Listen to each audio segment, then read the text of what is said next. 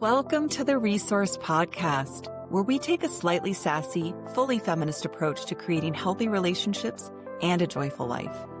I'm your host, Tatiana Thompson, and I'm a licensed professional counselor practicing in both Arizona and Minnesota.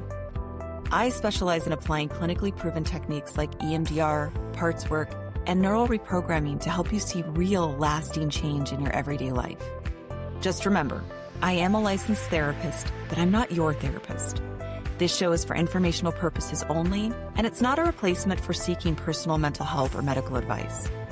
So join me now as we explore simple strategies for breaking toxic relationship patterns and applying simple mental health tools to your daily life. Learn how to take the small steps today that will guide you to your best life tomorrow.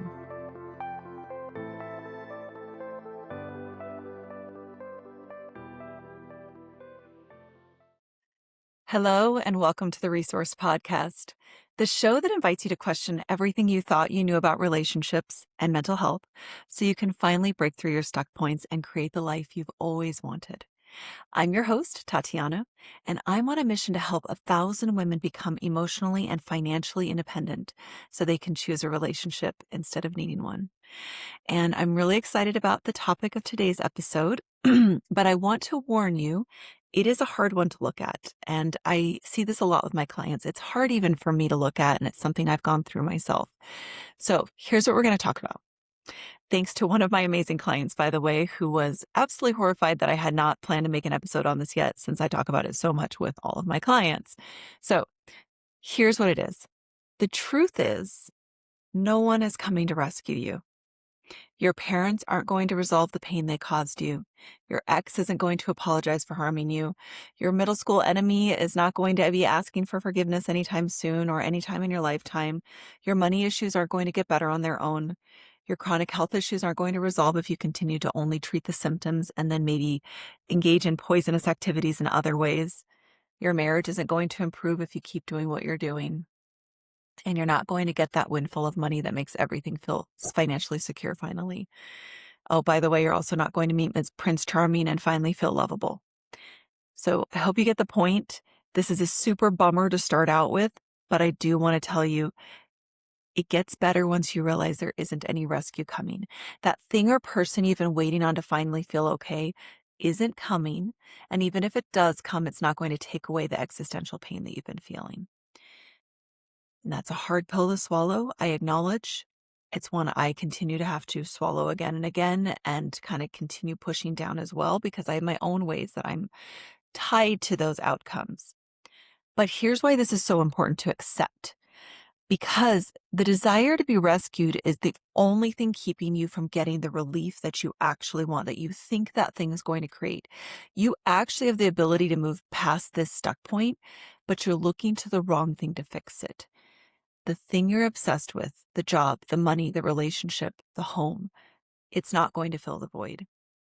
And you probably won't even get the thing you want until you do the inside work to give yourself the feeling that you think that thing is going to give you.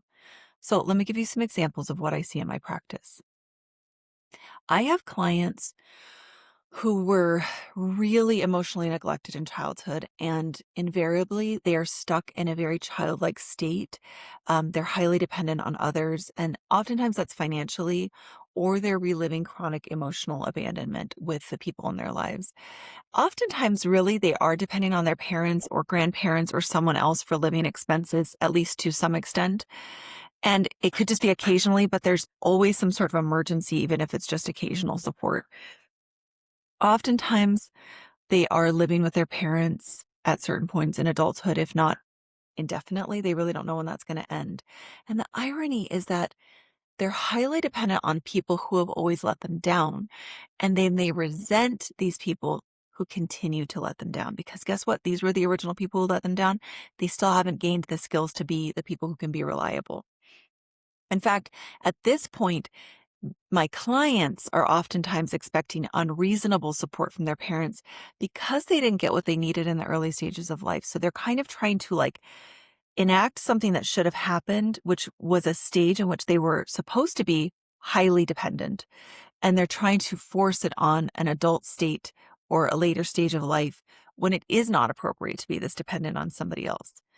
Now, in the beginning of therapy, I often find times that these clients are looking now for me to save them. There's always someone outside of them that's going to have the magic pill or the magic tool or whatever it is. And I do always warn my clients that this isn't going to be how it goes. I'm a guide. I am not the director. I am not the person who does the fixing. And in some cases, my clients will actually pedestalize me as the newest version of the rescue in their lives. But what's really happening is they're waiting for someone to come along and go through those early childhood stages with them, which includes stuff that was so natural and beautiful and missed out on, like adoring them and providing for them completely and protecting them and saying, I'm here for you in every single way, no matter what, because we do need that in childhood. And this is so understandable because they are missing a very vital stage of development. But the unfortunate part is that stage can't be resolved through anyone else at this stage, not at this point in development. And they have to work through the core work of it on their own. So because those parents are still avoidant and the partners that these clients pick do the same things to them, because remember, we've talked about this, we're looking for corrective experiences. So we pick people who are going to be like our parents. It's not working out because we're still always picking the wrong types of people. And we're also asking people to do something that it's not at an appropriate level at this stage in development. So I'd like to take a little side quest on this topic if you'll indulge me. Whenever I encounter a female client whose current or past male partners are a good 10 or more years older than them, I invariably find that there is a problematic dynamic at play. So, side note, I don't see enough of these age gaps where the female is older than the male in a significant way to make really good generalizations. But I will say this. The ones that I have seen don't play out like this. Typically, a female who's looking for or dating someone who's significantly younger than her, whether that's male or female, they're looking for somebody. It's going to sound the same. They're looking for somebody who's a little bit more malleable, who can learn how to be a full adult, and they want to help guide this person into adulthood. But it's not what I see with the male ones. So when this happens where a woman is younger, significantly younger than her male partner, she is looking to resolve a parental wound. She wants someone who worships her, at least at first they do, but more than anything, who gives her direction. She's looking for that adoring father who can give her leadership, but also love her no matter what. And this is problematic because she's not seeing the man she's dating as a person as much as she's living out a corrective experience to meet those needs. But my bigger concern here, and that's not to say that the woman doesn't need to address this, is the negative effects of the male partner dynamic. Because in most cases, men who date women who are significantly younger, they are not looking for a partner. They are looking for someone to idolize them and someone they can mold into what they want. Now, I know I mentioned that the female partners who are older are molding younger male partners into partners. This is different. The woman who's older is trying to help him become an adult, which still is not her job, by the way. I do recognize that, but it isn't nefarious. The man who's doing that with a younger woman, he doesn't want to mold her into an adult. He wants to mold her into a person who stays addicted to him, dependent on him, and doesn't question him. He wants to mold her into an idolizer of him. Therefore, what he's really looking for is an object that will be responsible for his feelings of adequacy and who won't ever disrupt his fragile self-worth.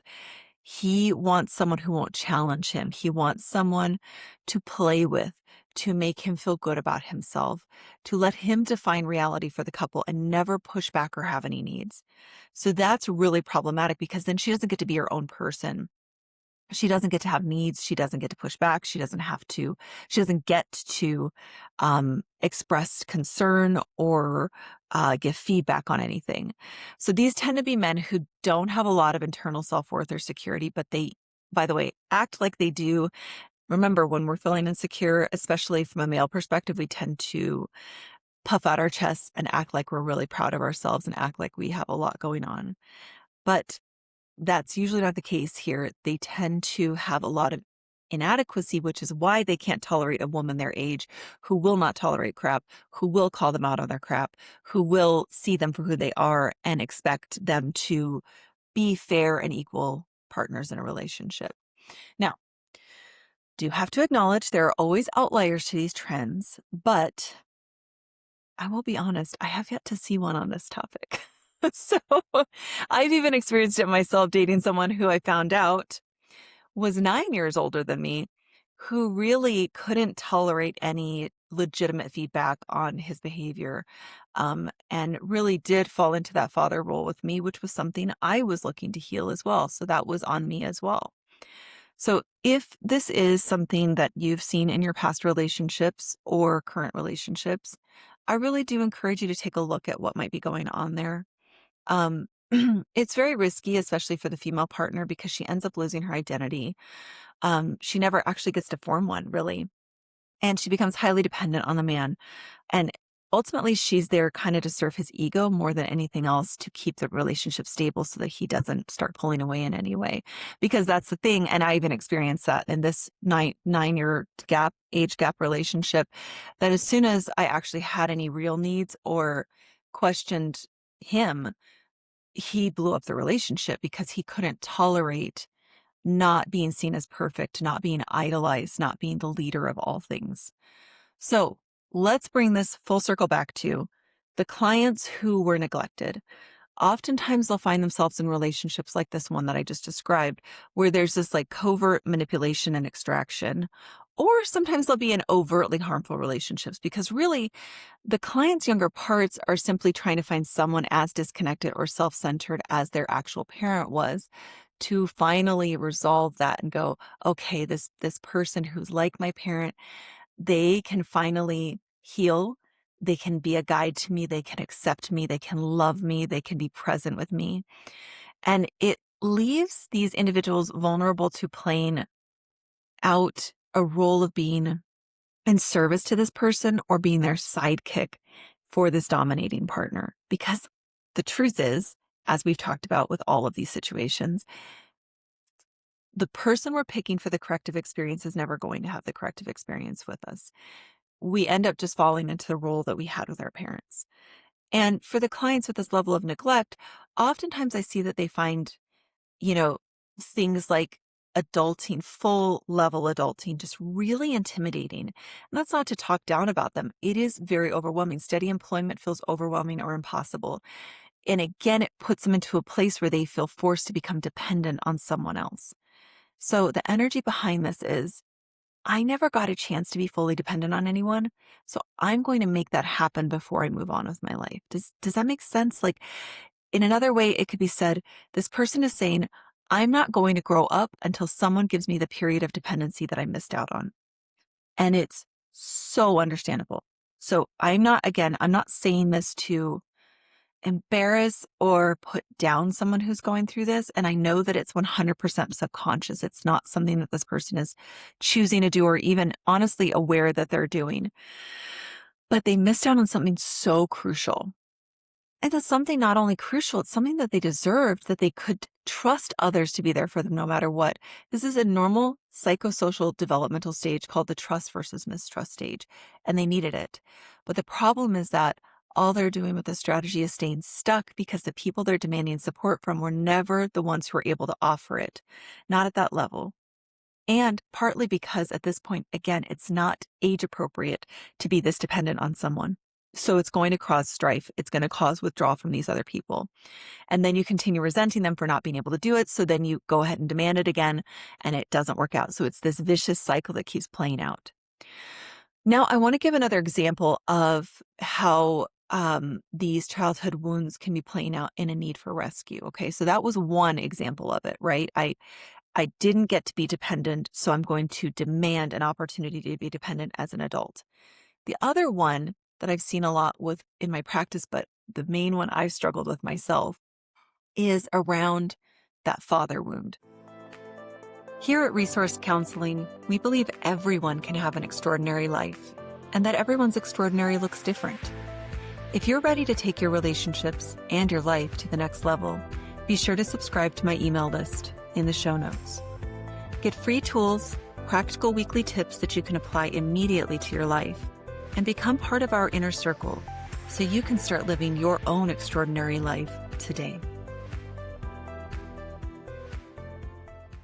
So, as many of you know, I'm on a mission to help women become emotionally and financially independent so that they don't find themselves needing a relationship anymore, but they can choose to be in one if they find someone that's worthy. And the reason that this is so near and dear to me and my heart is because it's been my own journey to freedom and happiness.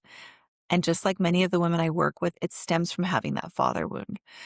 For me, it came from being at the beginning of my life, I was the center of my father's universe.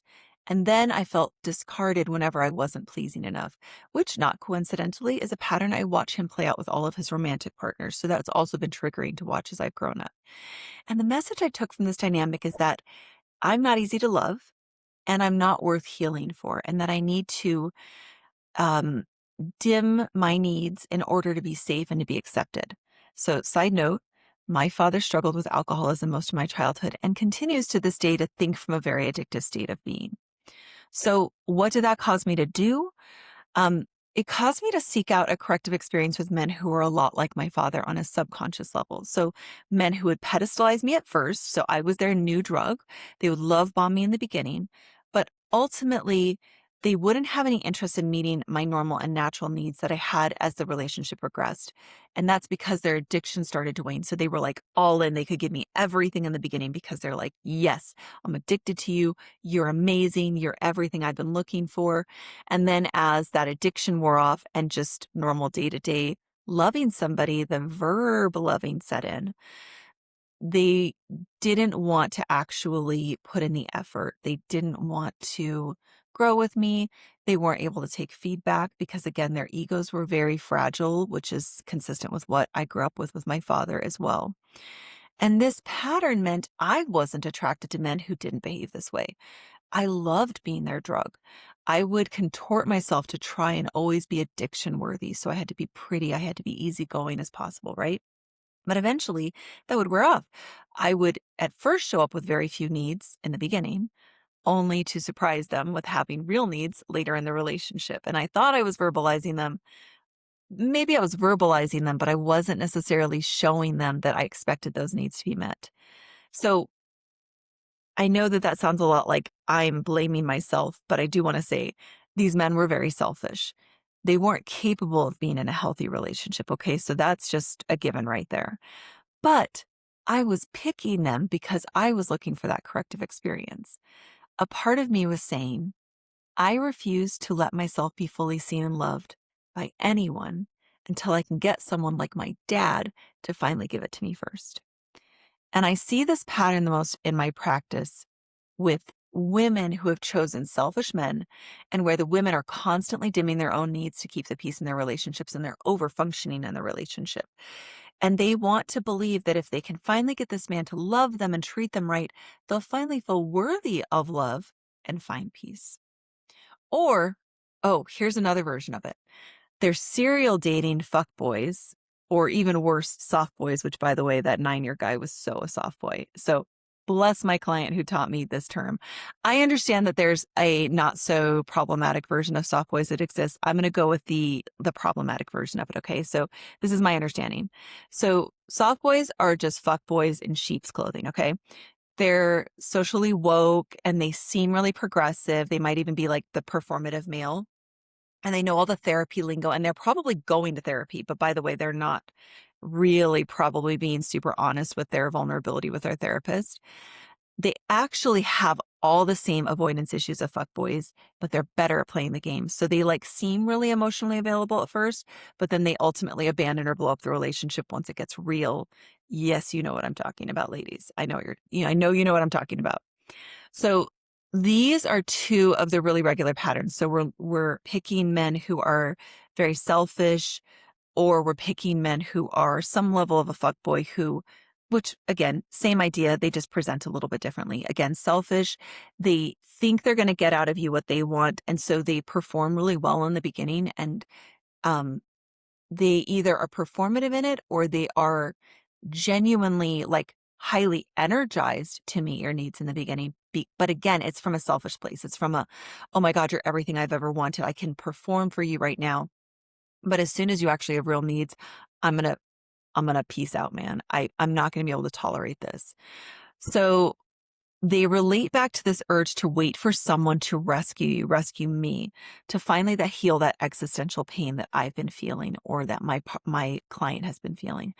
And most importantly, and this is the thing I want you to take, it's the thing blocking us from actually feeling lovable and safe in the world.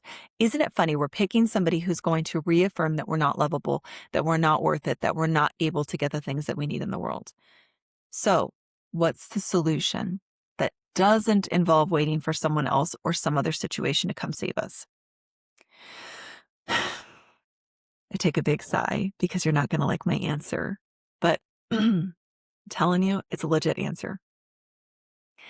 You have to give yourself the thing that you think that person or thing will give you. And I'm going to tell you how to start going about doing that. But first, I want you to name something. I want you to name something that may be coming up for you because I know it has for me and most of my clients, okay? As you heard me say that, I bet you're feeling a lot of anger, maybe helplessness. You're like, hold the fuck on. Why am I getting stuck doing this work? Why do I have to provide for myself the thing that never got provided for me? You're pissed that now you have to clean up the mess that your parent was too lazy to address or too avoidant to address or too selfish to address. And that is so valid. That anger is so valid. So I do want to acknowledge that part of your work is not just to provide it for yourself, it's to process the emotions around this. And the first one is usually anger at having to deal with it yourself. And the second one is the grief at never getting the need met, at never getting the relationship you deserved and craved all of your life because you didn't just not get it then. You've been waiting this whole time and you've been reenacting it over and over again. And it's like, oh my God, all of this effort was wasted. And yeah, you could say it's wasted, but you could also say that it's the thing that helped you realize you were doing that insanity cycle and that forced you to start looking at it a different way. So let me say this, why, as angry as you are, as frustrated as you are, why it's worth digging into this anyway and doing the work yourself and not waiting for somebody else. Think about this analogy. Not doing the work yourself would be like you buy a new house, right? And on move-in day, you realize that the last owner left a horrible fucking mess everywhere. There's paint thrown on the walls, there's trash everywhere, and there might even be some small amounts of structural damage, okay? That's symbolizing you. Would it make sense for you to complain about it every day? Maybe hire a lawyer for tens of thousands of dollars to fight them? You never really do anything about the mess because you're waiting for this person to come back and fix it. You're sitting in the mess all day long. And your mantra is, I didn't make this fucking mess, so I'm not going to clean it up. That person needs to come back and clean it up. I'm not doing this myself. Does that make sense? No, right? No. You'd be best served by going, well, this sucks. That last owner's a complete dick. What a jerk. Feel your anger, feel your disappointment, and then go clean up the fucking mess. Because it's your mess now. It's more importantly, it's your home now. No one else cares. No one else is coming to fix it. You can sit in the mess and complain about it the rest of your life. You can fight with the attorneys and try to push and waste your money and waste your time trying to get them to come back and fix it. Or you can clean it up yourself. So you can pick up your tools. You can hire the people who will help with the structural damage. That's a therapist, by the way. And you can get to work. And guess what? You'll be done sooner than you realized. You'll get over this. You will clean it up. And you'll have a beautiful home way faster than you could have ever dreamed of getting that last owner to come clean it up if you were lucky enough to get them to do it. And you'll save tons of time and money. But here's the most important thing. You'll have a beautiful, clean, and cared for home to live in for the rest of your life. And you will now know that you have the capacity to create that for yourself. You can trust yourself even if you couldn't trust those people. Which, by the way, is the key to now trusting other people, to picking other people, because you realize you don't let people into your life who aren't as trustworthy as you are. So I hope that analogy makes sense. Here's what you do to do the internal work yourself. Here's what it's going to look like. First and foremost, find a therapist. Sorry, it's always the answer when it comes to this deep, like I said, structural damage. You need to find a therapist. You need to find somebody who can help you work through it. I'd really like you to find somebody who does parts work and EMDR. EMDR is usually my number one, but in this case, I would say parts work. Another way to look for that is IFS, internal family systems. I think that that's the most crucial here because they are going to be able to help you work on reparenting the parts and providing for those parts, the things that the parents in your life never did. And if you can get somebody who does both of these, I think they just weave together so nicely and they can work. I don't know. I like to call them miracles. They just completely change your perspective on life. All right, number 2, I want you to identify the thing or person that you're waiting on. Are you waiting for someone to rescue you from the stress of life? Are you waiting for that romantic partner to prove that you're lovable? Are you waiting for a financial situation to come and fix and make you finally feel safe? Are you waiting to get fit enough that you finally feel like you're worthy of the things you want in your life? What have you pinned all of your life satisfaction on? That's a really, really important place to understand. Now, the next step that's a little trickier and more nuanced is I want you to identify what you think that thing will finally give you, right? So in that first example, the rescuer, are they going to show you that you're safe and that you can move in the world with trust and that someone will catch you when you fall? That's probably what you're actually looking for, is like trust that you'll be okay if something goes wrong, that you have something to fall back on. The romantic partner, I bet you that you're waiting for them to show you that you're actually lovable, that all your ugly parts, that everything about you is acceptable and that you can show all of yourself without being rejected. The one with the financial success, it's a way to prove to yourself that you're finally safe in the world and that you can relax a little bit. And then the body confidence, this is you waiting to prove that you're worthy, that you deserve love, that you deserve goodness in life, but you've tied it all to being physically appealing enough to be allowed to be wanted. So notice how every single one of these examples were actually about safety and love, because that's all we're really looking for in life. We need to confirm that we are worthy of love and safety and acceptance just as we are. And unfortunately, our parents aren't always perfect at giving that to us. Now, I want you to notice in all of that too, the part that was so crucial about that is that we're worthy of safety and love as we are. Because the irony is that in all of these efforts we've been making to have the corrective experience, get the proof from others, we stopped being as we are and we started contorting ourselves. We started blocking our natural capacity. We started cutting ourselves off. We started dimming our needs in order to try and gain the approval of others. So it's funny, in all these efforts to be accepted as we are, we actually stopped being as we are. We started being what we thought other people needed us to be. So that leads us to step number 4. I want you to stop trying to edit yourself, change yourself, or be something different. For myself, for example, that meant being myself with the men I date. No contorting myself, no playing out the dynamic I had with my father, no dimming my needs, no playing perfect, no having to be extra pretty just to win you over, and showing them I have needs in the beginning and walking away from people who can't provide those. For the person seeking the rescue from the adulting stages of life, the one who's feeling very dependent, it would look like not hiding or convincing themselves that they're helpless, doing one thing each day that proves that they can count on themselves and trust their own word. That would look like taking their power back and not relying on others financially, which will take time. I understand that that's not as simple. I just move out from my parents' house, but it might look like taking over your phone bill and taking steps from there and working a more steady job, working more consistent hours. But they need to stop asking their parent to be the support that they never were and start being it for themselves. Okay. That could also look like learning new job skills or just in other ways, stopping receiving financial help, replacing it for themselves. For the person trying to change their body to be lovable, that would look like Stop trying to lose the weight or change your body if it's to earn outside approval. Listen to your body, get movement, get exercise, eat all the healthy things. I love that, but not from a perspective of trying to change your body, from a perspective of trying to nourish your body.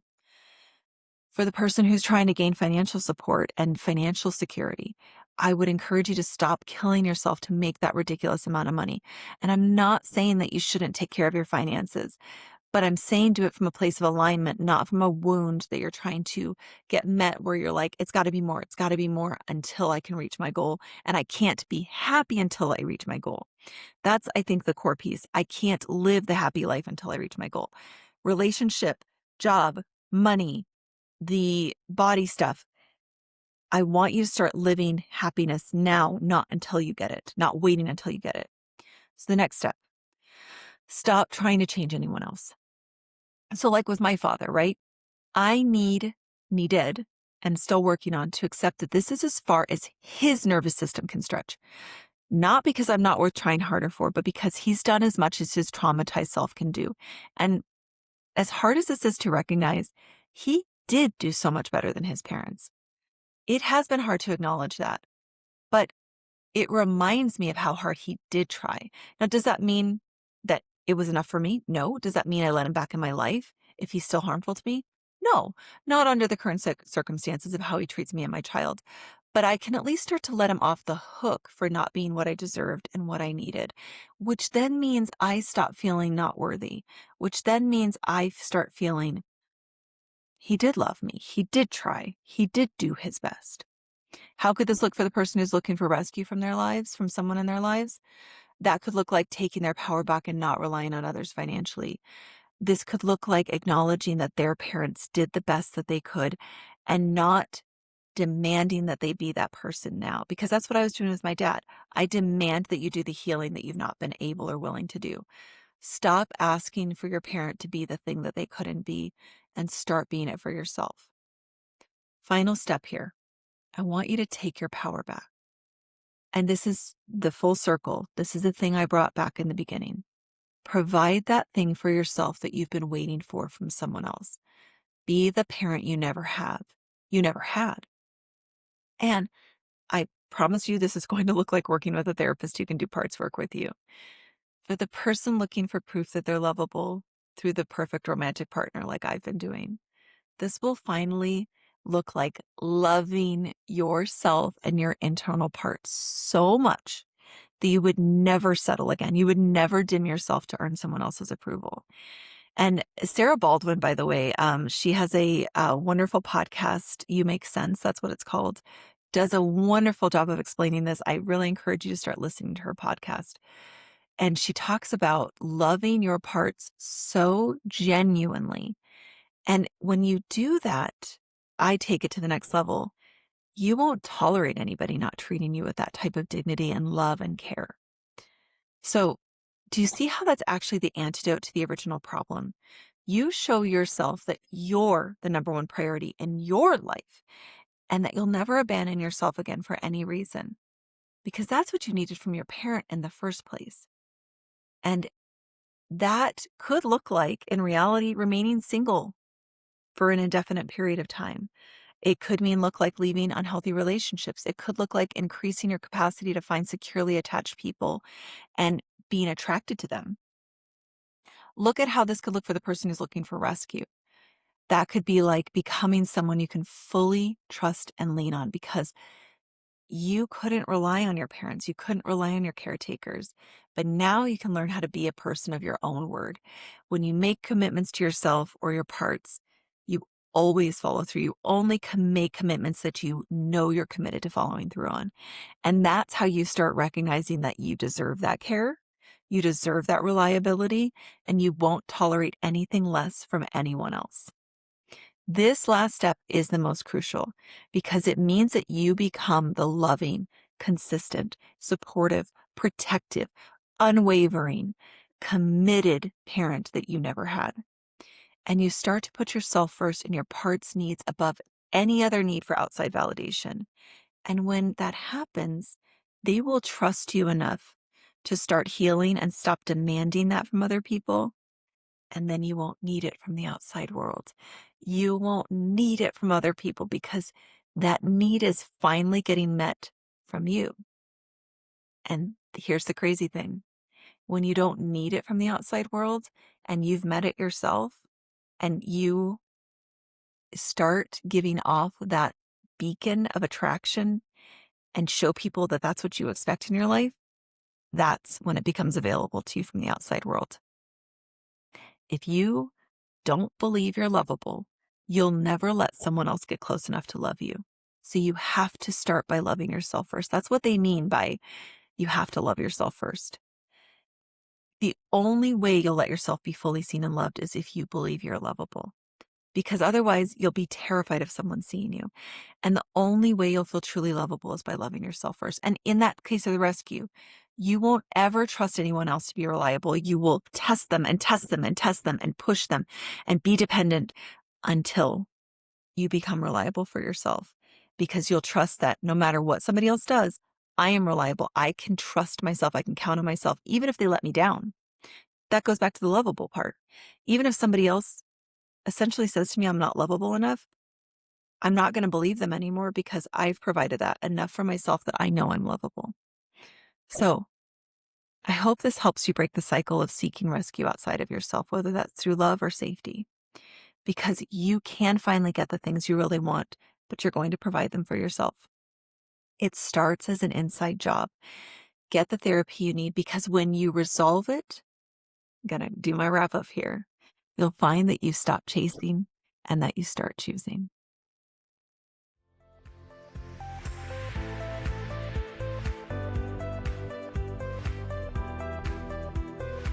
Thank you so much for joining me today on the Resourced Podcast. My hope is that you learned at least one practical tool you can apply to your life today to move in the direction of your dreams. If you found this content helpful, be sure to hit the subscribe button, leave a review, and consider subscribing to my email list, which is linked in the show notes. And remember, the journey of 1,000 miles begins with a single step. What step will you take today?